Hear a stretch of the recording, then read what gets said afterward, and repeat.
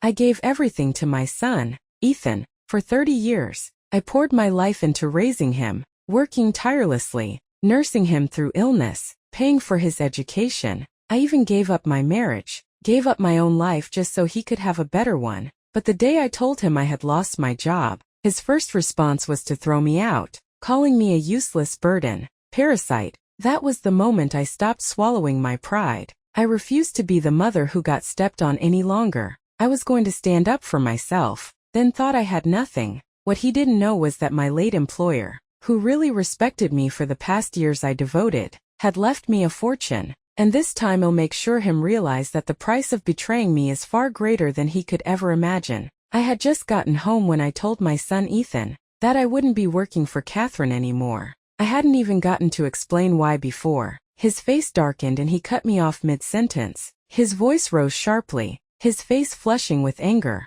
Why would you suddenly quit? That was $8,000 a month. What are you planning to do now? Just sit around loading? The bit of joy I felt coming home instantly vanished. Did he really think I left that job just to take it easy? I came back because I wanted to make life easier for them. His words hit me like a slap in the face, but I didn't lash out. I knew he'd been under a lot of pressure these past few years. His wife, Nicole, came from a family that never thought much of ours. Her mother's a university professor, and her father works in local government. They've always looked down on Ethan's background to them. Their daughter married beneath her. Nicole, following their lead, constantly took jabs at him, calling out his salary, his upbringing, anything she could to chip away at his confidence. Still, I figured once they found out about the inheritance, Catherine left me $8 million. They finally see Ethan in a new light, maybe even treat him with some respect for once. But I didn't bring up the money. Not yet.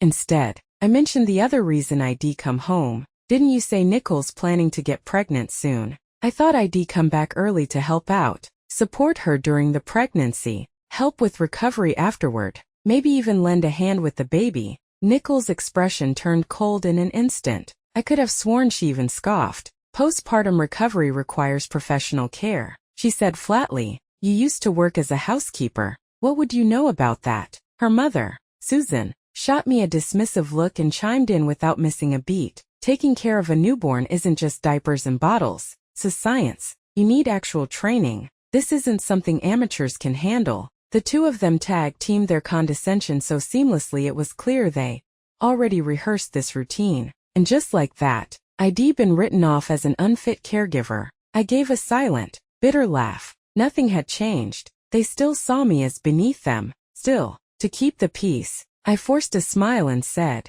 well, if everything's already arranged, I won't get in the way. I'll leave the baby, care to you. Susan rolled her eyes, like that was the only sensible thing I'd said all evening. Fine, she replied, but you'll cover the cost of the nanny and the baby nurse. I'll handle the hiring and coordination. That one line left me speechless, a tight knot forming in my chest. My son Ethan jumped right in, picking up where Susan left off without missing a beat. Exactly, Mom. You never should have quit that job. Our expenses are about to double soon. You really ought to keep working. That's when it hit me clear as day. They never wanted me to come home to rest. They just needed a steady paycheck funneled into the household. I was nothing more than a laborer to them, a walking team. My face hardened. I'm 58. I think it's time for me to get some rest. And retired.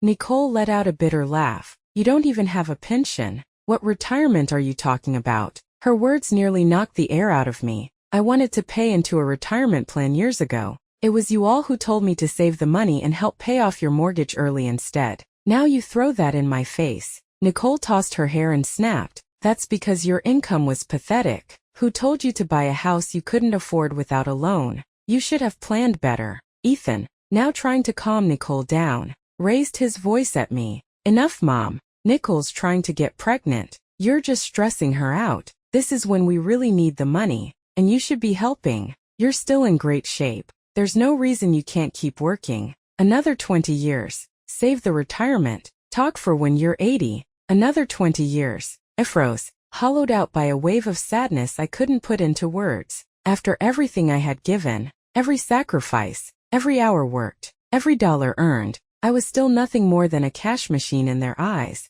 That's when I truly saw it for what it was. All the talk of respect and gratitude, just sugar-coated lies to keep me working back. When Ethan was still in college, he already started dating Nicole to help them live more comfortably, and to appease Nicole's judgmental family. I left everything behind and moved to another city to work as a live housekeeper, just so I could save enough to buy them a house. They didn't pay a single cent, yet the deed bore only their names. And back then, with tears in their eyes, they told me, "One day when we're better off, we'll take care of you. You'll finally get the life you deserve." But now I know what they meant by the life I deserve, a life of endless labor right up until my body gives out at 80. I held back my tears, steadied my voice and said firmly, I said, "I'm retiring. That's final. No one gets to make that decision for me." Susan must have realized I was serious and worried I might actually stop supporting them. Her tone softened instantly. "Look, it's not that we don't understand. You just have to be realistic.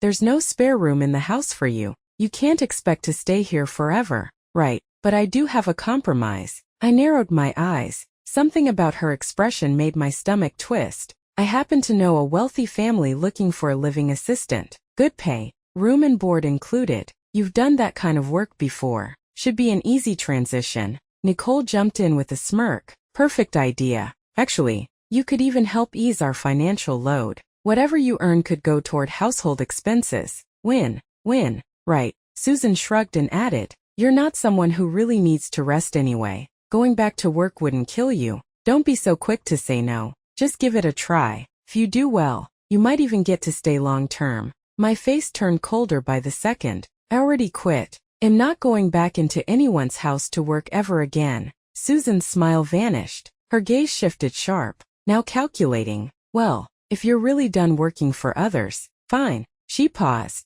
her voice suddenly airy but laced with pressure. "There's a senior residence nearby. Good facilities, decent meals and lodging. You could apply for a work-based stay, maybe kitchen help, janitorial services, something to earn your keep." Nicole rolled her eyes and scoffed. "Now that's more reasonable. You can't just live in a hotel and expect us to foot the bill. At least in assisted living, you be pulling your own weight. Stop expecting us to carry you." Rage simmered in my chest, but I forced myself to stay composed. I turned to Ethan. "You really think it's acceptable to send your own mother off to scrub floors in a retirement facility just to keep herself fed?" His eyes started to away, but he tried to keep up his rational act. "Mom, be realistic. You've always said you wanted to be independent. Isn't this the most dignified way to do that? You support yourself, and we don't owe each other anything. And besides," he added, pulling out his phone, "there's an open spot available right now. I already called earlier to check you could move in as soon as today." Then, right in front of me, he started dialing the number again. I could hardly believe what I was witnessing. The child I had poured my entire life into raising was now so eager to shove me out the door like I was nothing more than dead weight. My hands trembled and tears streamed down my face. "Unstoppable, Ethan. I gave everything I had to raise you. I drained my savings to buy you a home. And now, this moment, all you see me as is a burden you can't wait to get rid of. Is this how you repay your mother?" For a brief second guilt flickered in his eyes, but it was quickly swallowed by rage. He kicked over my suitcase, sending it crashing to the floor. "You think you suffered? That was your choice. If you hadn't divorced my dad, we wouldn't have ended up broke. I could have grown up rich. And you ruined that. Let me tell you something, Margaret, you owe me for the rest of your life." I stood there in stunned silence, staring into his bloodshot eyes as a dull, unrelenting pain tore through my chest like a blunt knife, twisting, slowly, slicing into everything I had left. He had no idea. The only reason I divorced his father was for him. If I hadn't walked away from that marriage, his so-called wealthy father never would have claimed him as his son. In fact, he might have been dumped into foster care, treated like a stray dog no one wanted. Every sacrifice I made, every choice, every tear, was for him to have a chance at a whole life. But now here he was, biting back like a cornered animal, blaming me for destroying the very future I tried so hard to protect. I pressed a hand to my chest, trying to steady the storm inside me, but the ache only deepened. All those years of devotion, of sacrifice, of love, suddenly felt like the cruelest joke life could have played on me. Ethan wasn't my biological child. He was adopted the first time I saw him. I was volunteering at the city's child welfare center. He was barely a year old then. frail as a kitten, lips tinged with blue, his tiny body drained of all life. The director told me Ethan had been born with a severe congenital heart defect. His birth parents had abandoned him in a dumpster. A passerby heard his faint cries and brought him to the orphanage. I still don't know exactly what drew me to him. Maybe it was the way his eyes, full of fear and longing, clung to mine. Or maybe it was because I'd lost my own mother when I was very young. Something about watching a child suffer felt unbearable to me. I went home and discussed it with my then husband. After much thought, we decided to adopt him. From that moment on, we crossed the country searching for hospitals and specialists, doing everything we could to save Ethan's life. But 2 years later, my husband changed. He said he was tired of raising someone else's child. He wanted a child of his own. He gave me an ultimatum: either send Ethan back to the orphanage or leave him and raise the child alone. I didn't hesitate. I chose Ethan back then. His condition was still unstable. I was terrified that going back to the orphanage would mean delayed treatment, or worse, the end of his life. So I worked double shifts, sometimes 3 jobs at once. Tonight, I'd sit at the kitchen table, eyes burning, making handmade crafts just to scrape together extra income. And somehow, through those long, desperate years, I kept him afloat. He survived, recovered, and eventually became as healthy as any other boy, even made it to college. I never told him the truth about his past, not because I wanted to lie, but because I didn't want to burden him. He was already a sensitive, insecure child. I didn't want him to carry the weight of knowing he was first thrown away by his birth parents, then rejected by his adoptive father. I wanted him to believe the world could still be kind, that love, real love, did exist. But never in my worst nightmares did I imagine he'd grow into this cold, selfish, ungrateful. As furious as I am now, there's also a flicker of relief. Thank God I never mentioned the trust fund. If they knew that the $8 million had already been legally transferred to me, I can only imagine how much uglier this would have become. I looked at Ethan, my gaze icy and unflinching. If this is how heartless you are, then so be it. From this moment on, we're done. You and I have nothing to do with each other anymore. I reached down, lifted my suitcase and turned to leave. But Susan suddenly grabbed my arm. What are you saying? Finn is your son. You're supposed to be responsible for his future. You can't just pack up and walk away like this. Nicole stepped in, echoing her mother's outrage. Yeah, what kind of mother does that? You raised him, and now you want to wash your hands of it. That's unbelievably irresponsible. I let out a cold laugh. You're a college professor, an educated woman, and this is the argument you're making. Legally, a parent is only obligated to care for a child until they turn 18. Me, I've supported Ethan all the way into his 30s. What more does he expect? Ethan's face twisted, his voice rising in fury. That's not parenting. That's you making bad choices and trying to pay off your guilt. Every miserable thing in my life is because of you. You owe me for life. Then he shouted, voice dripping with venom. Did you ask for my permission when you decided to bring me into this world? I almost laughed out loud at the sheer madness of it. He sounded completely deranged. I stared at him like he was a stranger, someone I no longer recognized. I must have been blind to have raised someone like you. And if you've got such deep, twisted philosophical questions, maybe you should ask your birth mother, the one who left you in a dumpster. I didn't know if he even processed what I just said. He froze for a beat, confused, but the fury still clung to his face. It didn't matter whether he understood or not. No longer concerned me. I shook off Susan's grip and walked out the door without looking back. Almost immediately, I heard angry shouts behind me. You're disowning your own son. You're not even human. Don't get too proud. Margaret, when you're old, sick, and no one wants to take care of you, let's see how far that independence gets you. No one's going to hire a woman your age. When you hit rock bottom, don't come crawling back to us. I paused, turned around slowly, and looked at them with cool detachment. You should be more worried about yourselves. I said calmly, don't forget the house you're living in. That house you treat like your birthright was bought with every penny I scraped together over the years. If I ever decide to take it back, don't be so sure you'll still have a place to live. Nicole stormed to the doorway, pointing a finger at my face, seething with rage. Don't you dare touch this house. It's registered in my and Ethan's names. It's legally ours. You have no claim. The more she shouted, the steadier I felt. Fine, I said, my voice unwavering. Then hear this. I don't care if I have to spend the price of 2 houses. I will not let this house stay in the hands of a bunch of ungrateful leeches. Nicole's eyes widened in disbelief. Then she burst out laughing, her voice mocking. You've lost your mind. 2 houses. You probably don't even have $1,000 to your name.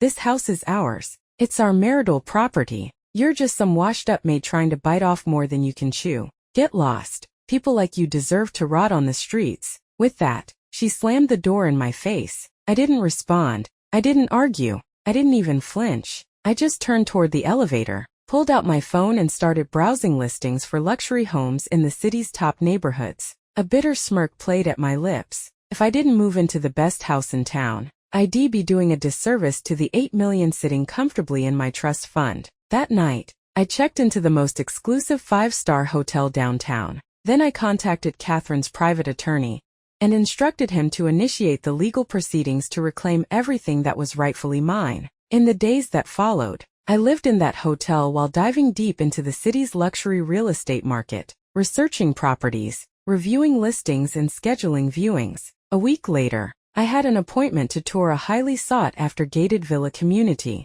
It was the most prestigious development in town. What I didn't expect was the sales agent assigned to show me the property was none other than Susan's niece, Chloe. The luxury real estate showroom was bustling with people. Despite the starting price of these villas being well over $1 million, the project's exclusivity had drawn a steady stream of prospective buyers. I had just stepped into the grand lobby when a young woman with long hair and a fresh, eager smile approached me. Good afternoon, ma'am. Would you like me to walk you through the project details? Yes, please. Could you start by showing me the model homes? I followed her toward the display area, but we hadn't made it more than a few steps when a sharp voice rang out across the room. Who's handling client screening today? Do we just let anyone walk in now? I looked up. Though she was Chloe, Susan's niece, Nicole's cousin, we only met a few times, but she had left a lasting impression. Classic social climber attitude, the kind who drips arrogance in every word and move constantly,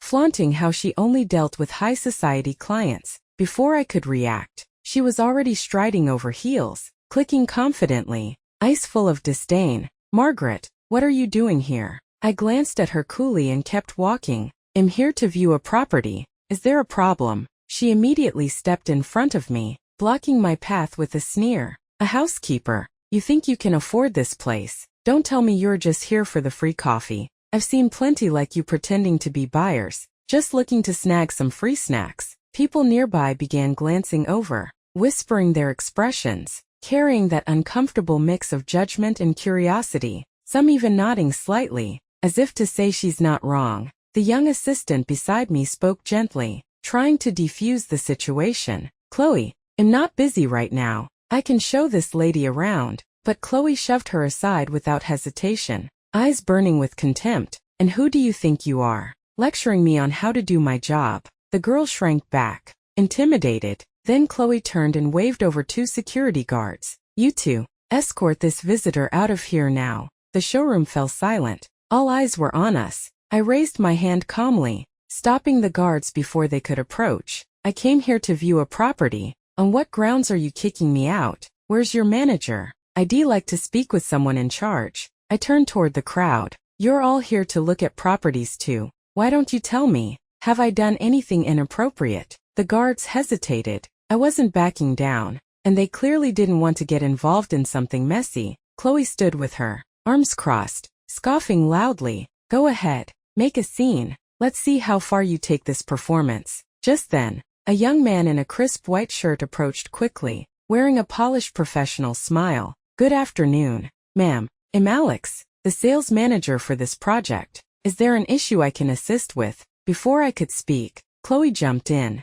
Alex, she's just here for the free EBs. I was about to have security remove her. Alex frowned slightly, but kept his tone courteous. Ma'am, would you mind showing us some form of financial verification? As you know, this is an invitation-only showcase, and we do require proof of purchasing ability. Without hesitation, I pulled out a folder. They already verified my documents at the entrance. Chloe snatched the folder out of my hand and flipped it open dramatically. $5 million. Are you kidding me? She shouted loud enough for half the showroom to hear. She's a housekeeper. There's no way she has that kind of money. I know her background better than anyone here. She added smugly, this has to be fake. We can't let someone like her play us. Alex stood there, frowning deeply, clearly caught in the middle. I didn't bother arguing. Instead, I took out my phone, opened my banking app and held it up for them to see. The young assistant leaned in, counting softly under her breath.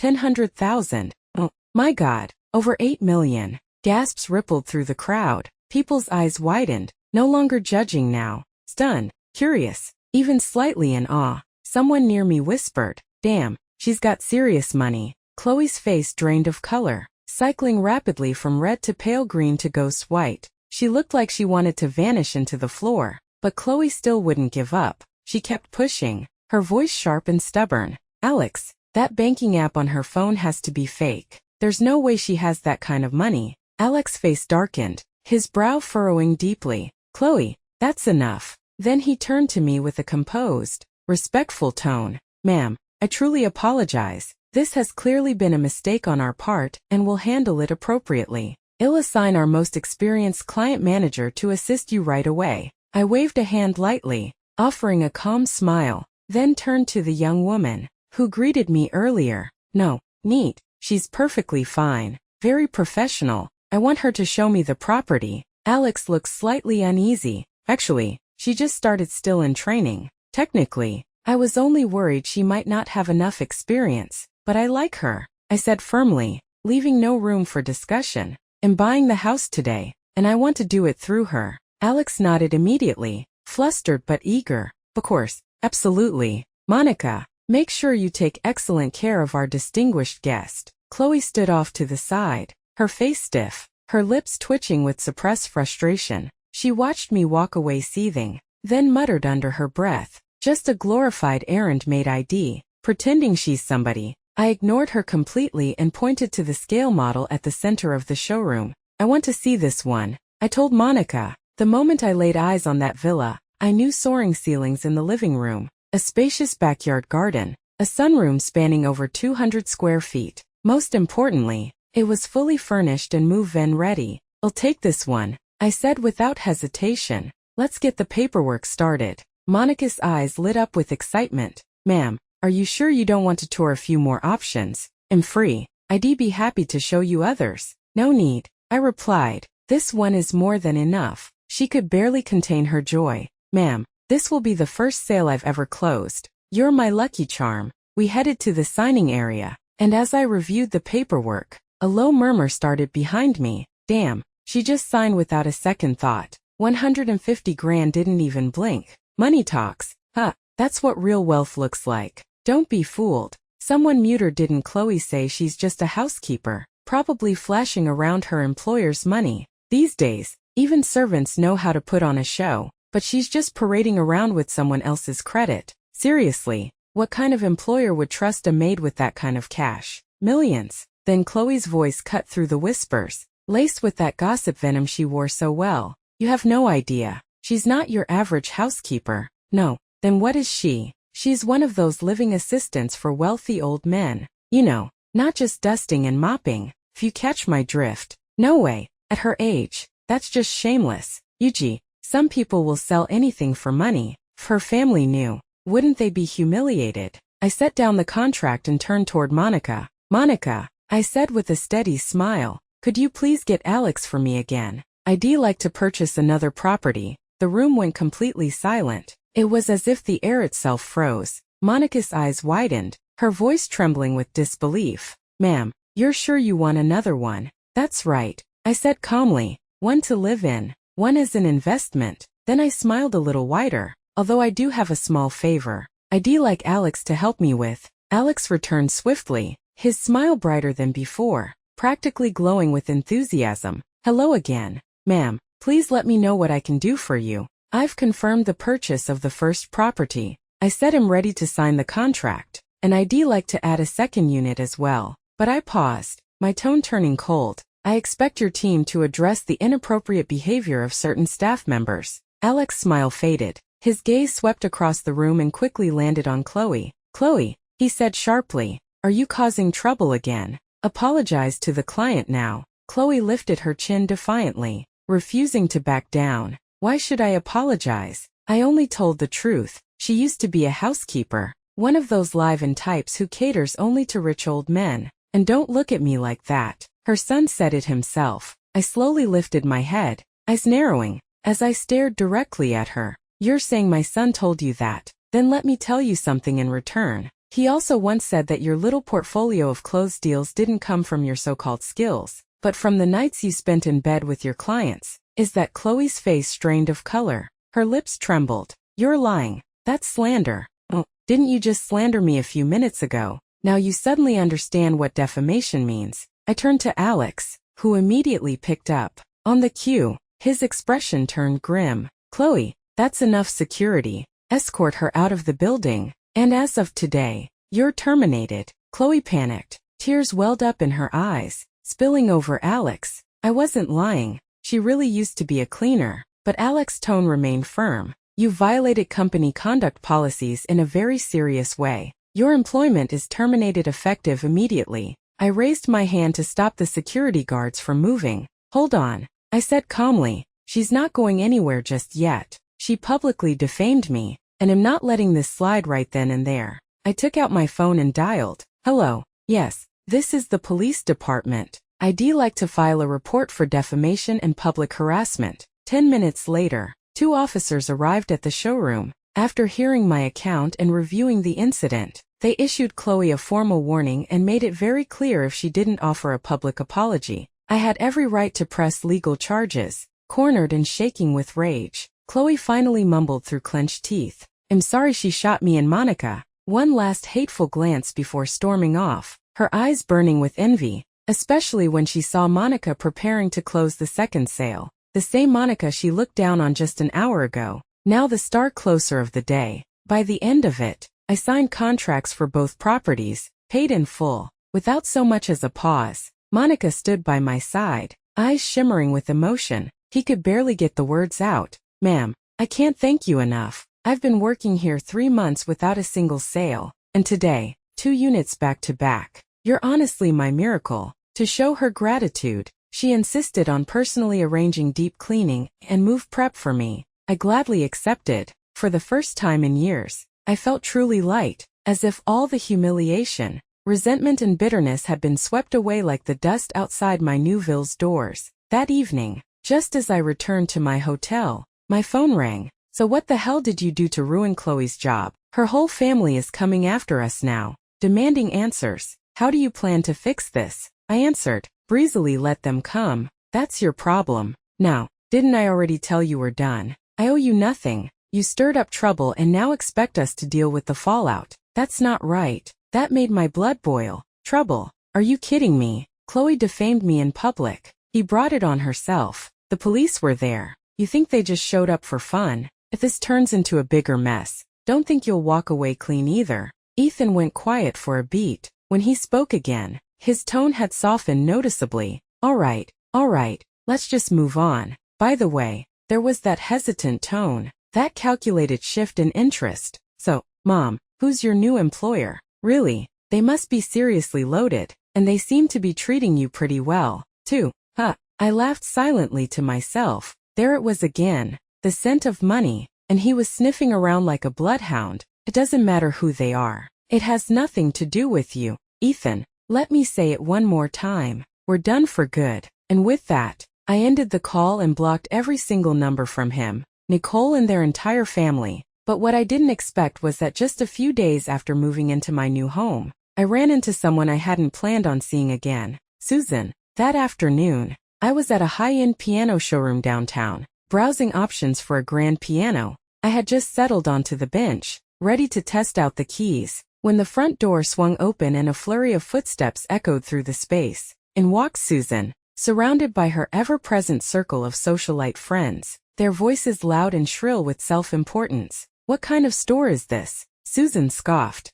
letting just anyone sit down and bang on a piano. How unprofessional. Her eyes landed on me, and the sarcasm practically dripped from her smile. Margaret, did you even wash your hands before touching that instrument? Weren't you in healthcare work all these years? God knows what kind of germs you've got crawling all over your fingers. Who would have thought such an expensive piano could be so casually contaminated? Her little clique chuckled and whispered among themselves, and me with barely disguised contempt. So that's the housekeeper-in-law you were talking about? One of them asked, not even bothering to lower her voice. TC can't afford to buy one, so she comes here just to pretend. How embarrassing. Another woman, her hair piled into a dramatic bun and oversized sunglasses perched on her nose, gave me a disdainful once-over. Nothing more irritating than someone trying to act classy while carrying knockoff handbags. The two sales associates at the showroom exchanged a subtle glance, clearly uncomfortable. One of them approached me and offered a warm,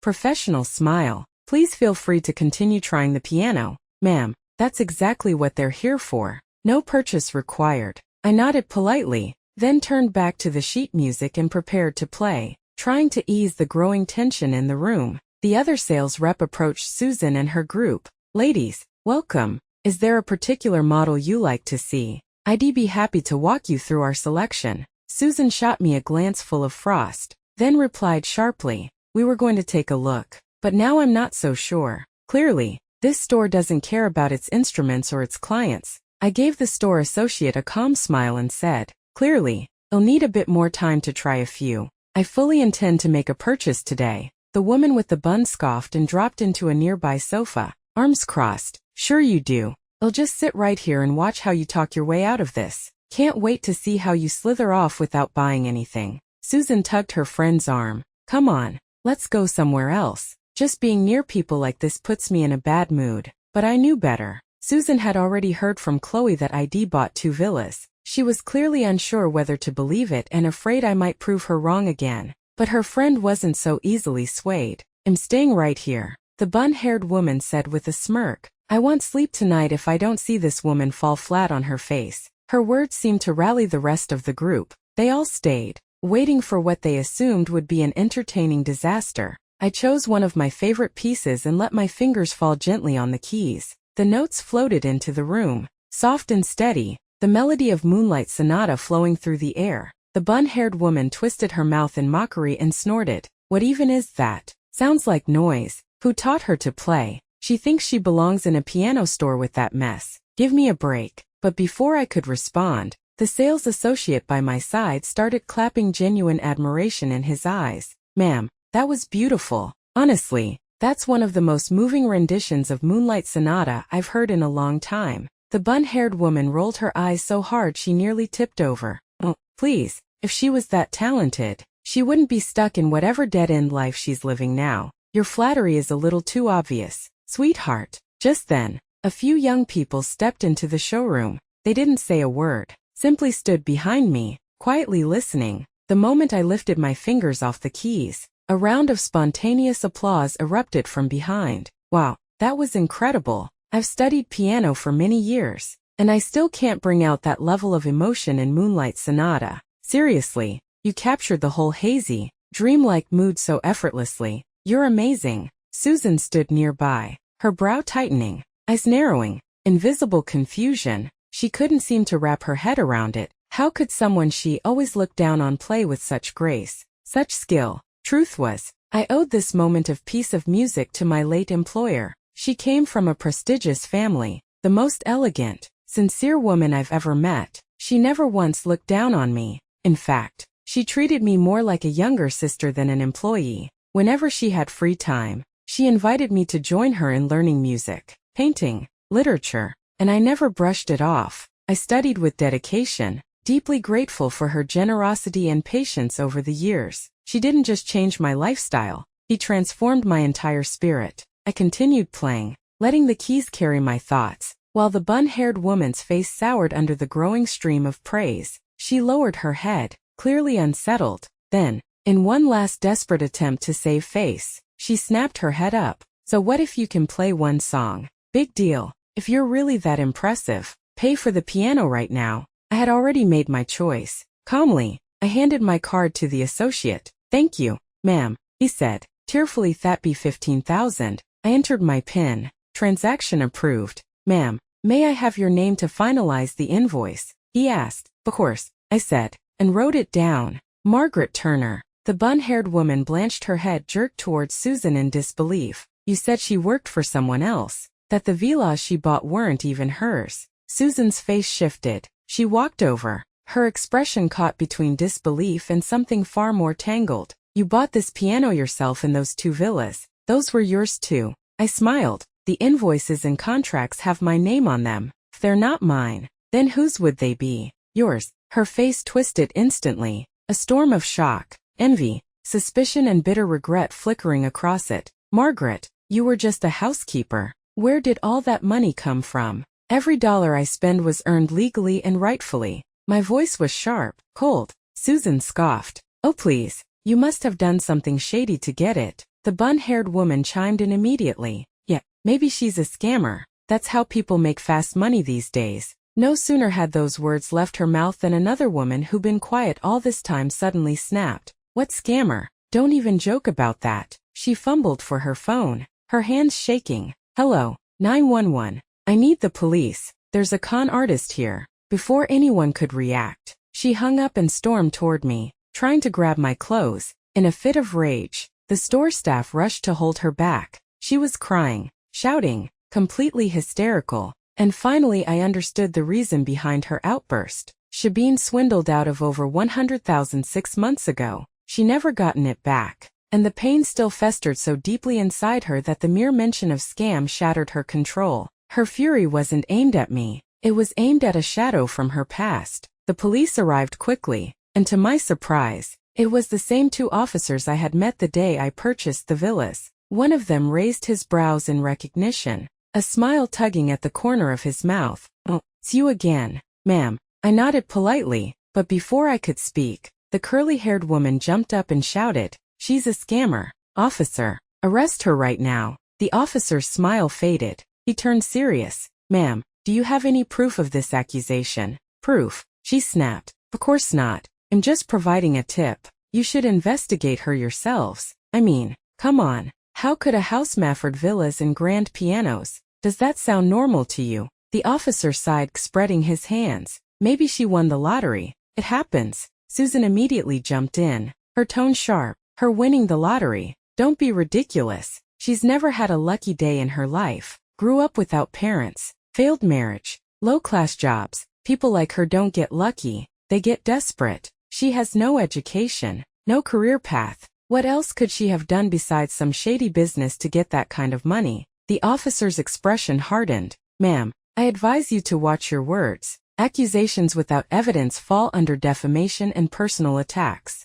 We can open a case if needed." Susan's face paled. She claimed up instantly. A swirl of emotions stirred inside me. Frustration, pain, anger, but mostly clarity. Life hadn't been easy. I'd grown up alone. After the divorce, I bent over backwards to support a son who never appreciated a thing I did. And now the very people who once enjoyed my sacrifices were using my lowest points as ammunition to attack me. If I had a nemesis in life, it was Susan, her daughter Nicole, and Ethan. They weren't just ungrateful. They were the real curses in my story. But now I finally saw them for who they truly were. I pulled out my phone, opened my banking app, and without a word, turned the screen towards Susan, holding it up so she and everyone else could see. "You don't want to see me happy. Tough luck. Looks like heaven had other plans. See this? Over 8 million. All legal. All mine. No dirty secrets. No tricks. Just blessings. You'll never understand. If that makes you sick, well,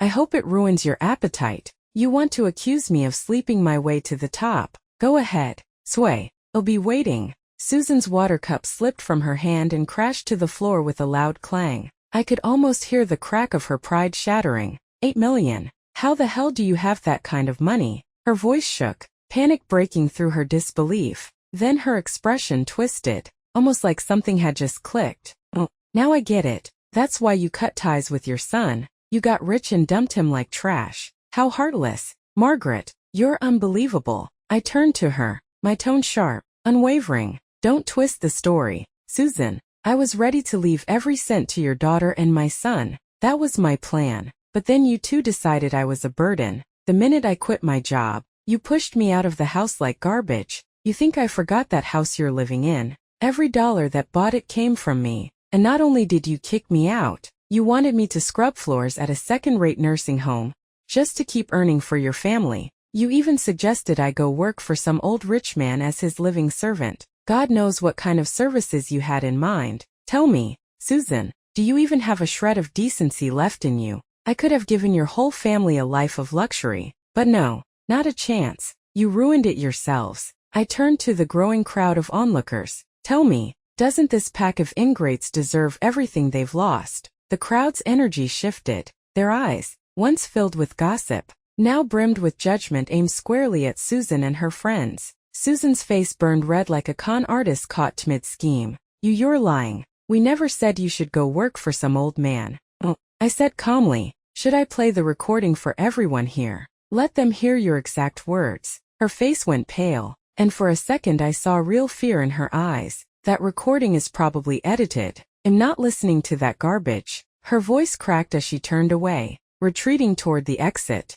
Margaret, you're cruel to the core. You'll get what's coming to you someday. And with that, she stormed out, slamming the door behind her. I finally exhaled. It was over for now, but I knew better than to think it was truly finished. With that much money on the line, people like Susan and Ethan never stay quiet for long. What I didn't expect was how quickly Ethan would crawl back into the picture. The very next morning, the concierge delivered a massive bouquet of flowers, claiming someone had left it at the gate for me. I frowned, dragged the flowers inside and sifted through them. Right in the center was a card. Wishing you a lovely weekend. Love your son, Ethan. I nearly burst out laughing, disgusted to the core, who was so shameless it was almost comical. Without hesitation, I picked up the bouquet and tossed it straight into the kitchen trash can. Then I snapped a photo, crushed petals, bent stems and the crumpled card, all in one frame, and sent it to the gatehouse. From now on,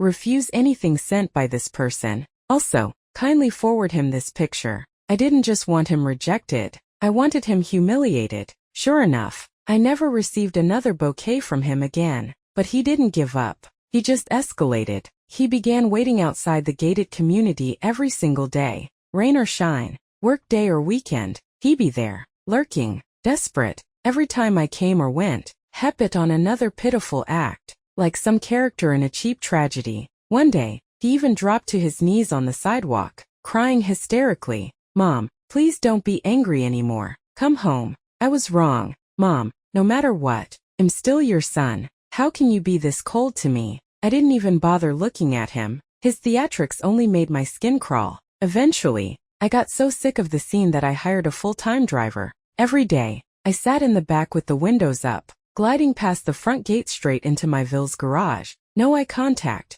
no conversation, no chance for him to reach me. Ethan kept it up for 2 full weeks, but once it was clear I wasn't budging, he finally gave up. At least I thought he did that. He changed tactics. He went digging through and somehow managed to contact my ex-husband, Richard, who was once Ethan's father, too. That's when things truly began to spiral in a way I hadn't anticipated. Ethan wasn't trying to reconcile anymore. He was trying to control me, press me, break me down completely. It became obvious if he couldn't get what he wanted, he'd see me destroyed. One afternoon, my phone rang. It was Richard. We hadn't spoken in over 20 years. I had no idea how he even got my number. "I just thought I'd give you a heads up," he said casually. "Ethan came to see me. He cried and begged me to talk you into going back home. I don't know what happened between you two. And frankly, I told him that's not my business. I just reminded him I'm not his biological father. I even added that whatever's going on between the two of you has nothing to do with me.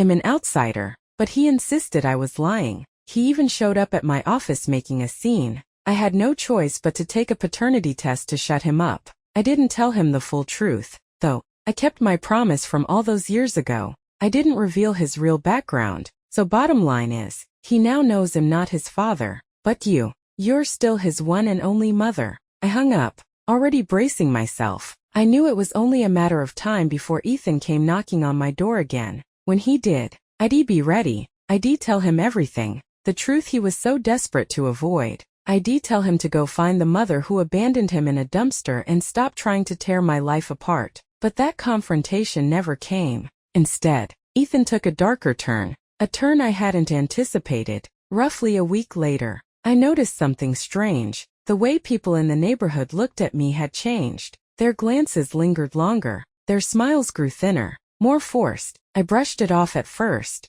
until Monica called me one afternoon. "Margaret, I just wanted to say, I know you're a good person. Please don't let what people are saying upset you." I was confused. What are people saying? That's when I learned what had really been happening. I'd become an internet sensation, but not the good kind. Ethan had started live streaming daily on a popular social media platform. His channel title, How My Mother Abandoned Me. I clicked in and saw the full picture. He hadn't outright accused me of being a mistress or anything scandalous. No hegemony for something much more insidious. He crafted a manipulative sob story, painting himself as a heartbroken, abandoned son while twisting me into the cold, ruthless, money-hungry villain in his streams. He said things like, "My mother never really loved me. I worked so hard, studied so hard, and she wouldn't even support me in the smallest ways. The year I got into college, she left for another city to work as a living assistant for rich people, leaving me to live alone in a tiny rental apartment. When I got married, she didn't contribute a single dollar. Even when my wife got pregnant, she never offered a shred of help. Now that she's suddenly rich, she's cut me off completely like I never existed. I don't even want money. I just want her to acknowledge me as her son, but she won't even say my name. She lives in a mansion now, rides in luxury cars and enjoys an upper-class life while I get judged and humiliated on the streets." The comments section exploded. People split into two camps. Some sympathized with him, others called me heartless. And of course, there were the instigators. "A mother like that doesn't deserve to be called one. She should be ashamed. He's so pitiful. I'd do anything to give him the love he never had." His livestream blew up. His follower count skyrocketed. He even started selling merchandise and products on his channel, riding the wave of pity donations from his so-called supporters. "Will be the warmth your mother never gave you. You deserve better. Sweet boy, she doesn't deserve happiness." And then things turned even uglier. People began digging into my personal life. My name, my photo, my address. All of it started circulating in comment sections and reposts. I had officially become the face of a social media villain, the most heartless mother on the internet. And then that evening, my phone rang again. This time it was my lawyer Margaret. "We can proceed with legal action right away." My lawyer said, "We can file for removal of defamatory content, demand a public apology and pursue compensation for damages." I paused for a few seconds, then smiled calmly. "No rush. Let him perform a little longer. I plan to take this into my own hands first." That same night, I registered my own account on StreamNet and launched my own live channel. I titled it, "So This is the Mom Who Abandoned Ethan." First, I dropped into Ethan's stream and sent several $1,000s in donations, instantly grabbing attention and spiking the live chat feed. Then I sent a message across the screen for everyone to see.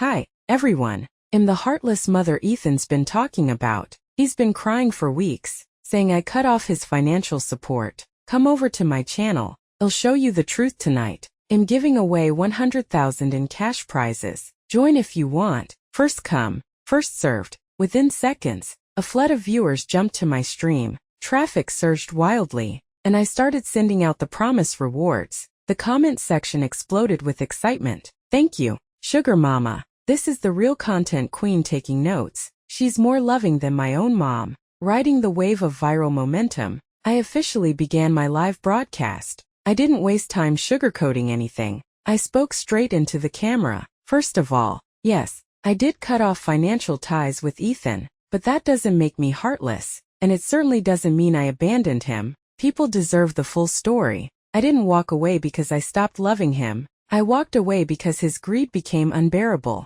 When I first received the inheritance from my late employer, my intention was to leave it all to Ethan and his wife. But do you know what their response was? Instead of gratitude, they accused me of wanting to freeload and teamed up to throw me out of the house. They even suggested I move in with a random elderly man as his living assistant, because in their minds, my only value was continuing to work and funnel money into their household. To them, I wasn't a mother. I was a bank account. As I spoke, I displayed a scan of the trust documents from my former employer, a legally notarized statement showing I'd inherited approximately more than $8 million in assets. The money I have came from a legitimate trust left to me by a woman who treated me like family. She had no children of her own and made me her sole beneficiary. The comments blew up again. Lost $9 million. What kind of employer does that? Finally, karma rewarding a good heart. This isn't cold. It's clarity. Of course, not everyone was convinced. A few skeptics popped up still.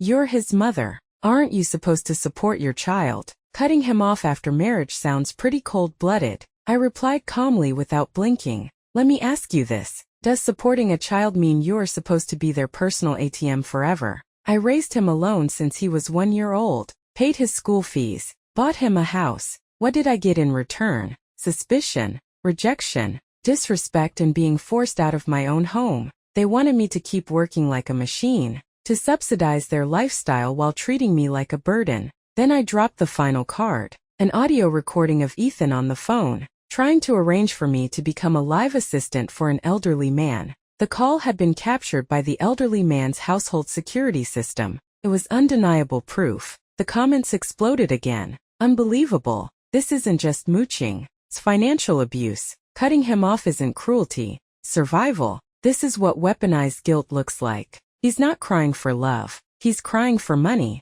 Good for you, ma'am. That son deserved to be cut off. I knew this was only the beginning. Ethan didn't miss a mother. He missed his money supply. And this war, it had only just begun. I looked at the flood of comments on the screen and let out a small quiet laugh. Then I leaned toward the camera and spoke directly to the audience. The truth is, there was never any need to cut ties with Ethan. Instantly, question marks filled the comment feed. I continued calmly, because Ethan was never my biological son to begin with. I adopted him when I was volunteering at a local orphanage. He was just 1 year old then, born with a severe congenital heart defect, and abandoned by his birth parents in a dumpster. He was barely clinging to life when I found him. I brought him home out of pure compassion. I spent every penny I had to get him medical care and my divorce from my ex-husband. That wasn't about infidelity. It was because he insisted on having a biological child and refused to continue raising Ethan. I was given a choice.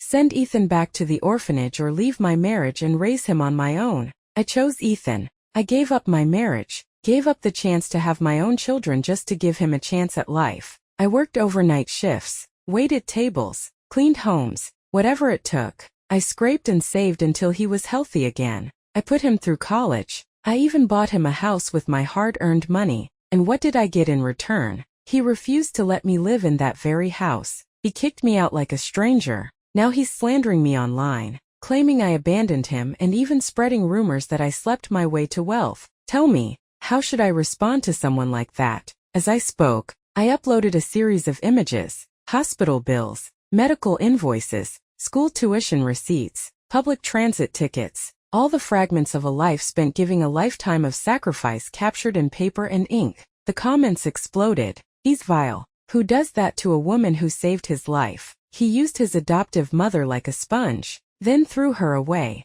Disgusting. Living in the house she paid for and still kicked her out. Unbelievable. God gave him life. She gave him everything else. And he turned around and stabbed her in the back. The backlash was immediate. Viewers rushed back into Ethan's stream and began flooding his comments section with outrage. How could we ever support someone like you? Shame on you. You played the victim while bleeding your mother dry. You're the heartless one. Not her. Ethan's face turned visibly pale on camera. Why are you all believing her? He shouted. She's lying. If I wasn't her real son, why did she do all that for me? She's manipulating you. No one would go that far for a child that isn't theirs. Back on my stream, more viewers demanded hard proof. Without hesitation, I uploaded a scanned copy of the official adoption certificate. This is the government-issued record. Verified, public and authentic. The comments section erupted once again. That's it. End of discussion. She's telling the truth. This isn't just betrayal. It's moral bankruptcy. He used her love, her money, her life and still tried to destroy her. Report him. He doesn't deserve a platform. And just when I thought it couldn't get worse, Ethan doubled down. So what if I wasn't her real kid? She didn't have to save me. I never asked her to. Maybe if she hadn't taken me in, I would have been adopted by a real family. She ruined my life. She never should have interfered with my fate. That was the final straw. The internet exploded. You're mad she saved you. That's the most disgusting thing I've ever heard. Let the whole world see this monster's face. Report him now. In less than a day, public opinion turned completely. Ethan went from abandoned victim to ungrateful parasite, feeding on his adoptive mother's blood. His streaming channel was permanently suspended by the platform. That same night, my lawyer filed a formal defamation and harassment lawsuit against him, demanding financial compensation for damages. We also filed for an injunction to legally prohibit him from making any further defamatory statements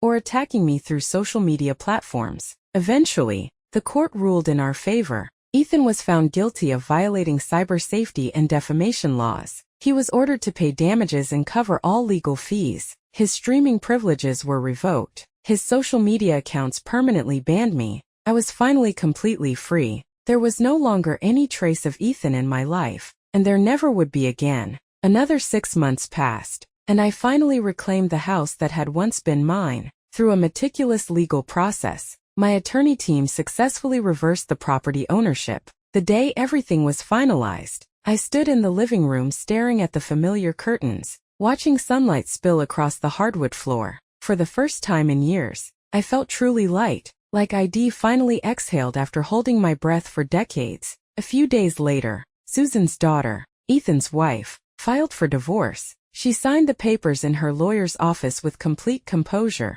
not uttering a single extra word. It was clear. She'd seen him for who he really was, a man who whined about being wronged but never took responsibility, full of resentment, but completely devoid of self-awareness. And just like that, Ethan vanished from my life entirely. I didn't ask about where he went, and I had no interest in looking back. Years passed. Then one day, while chatting with an old friend at a cafe, she casually mentioned, "I heard Ethan ran off to Canada. He's always online bragging about how free and easy life is over there." Out of curiosity, I searched his name online. What I found was haunting. The video footage showed him disheveled and hunched beside a trash bin on a street corner, nay on a piece of moldy bread with vacant, unfocused eyes. Sometimes he break into a manic smile. Other times he burst into uncontrollable sobs that tore through his whole body. Hellest his mind, the same man who once stood in front of a camera, painting me as a villain, fishing for sympathy,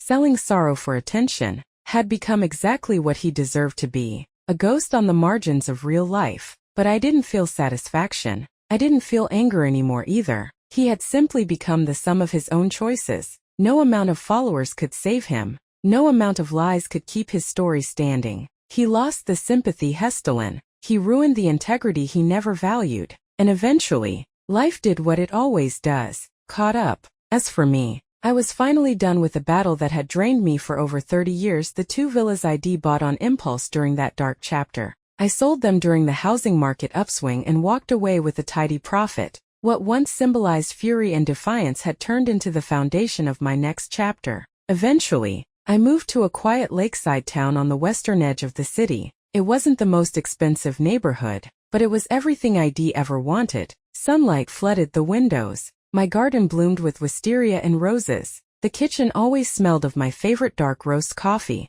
My easel stood beneath the trees waiting for lazy afternoons of painting. The air was clean, the world slow and life gentle. No one called me mom anymore just to demand something. No one accused me of being cold. No one claimed I hadn't done enough. For the first time, I could hear my own breath in the music in the sunlight. For the first time, I finally belonged to myself. Sometimes people still ask me, "Do you regret adopting Ethan?" I used to think long and hard about that question, but now when I hear it, I just smile softly and shake my head. No, I say, I don't regret it. I only regret not understanding sooner that kindness should never be practiced at the cost of self-destruction. Learning to protect myself was the most important lesson I ever learned in the second half of my life. I was never a perfect person, never a saint, but I became something far better. A woman who finally lived for herself. And it turned out that wasn't too late at all.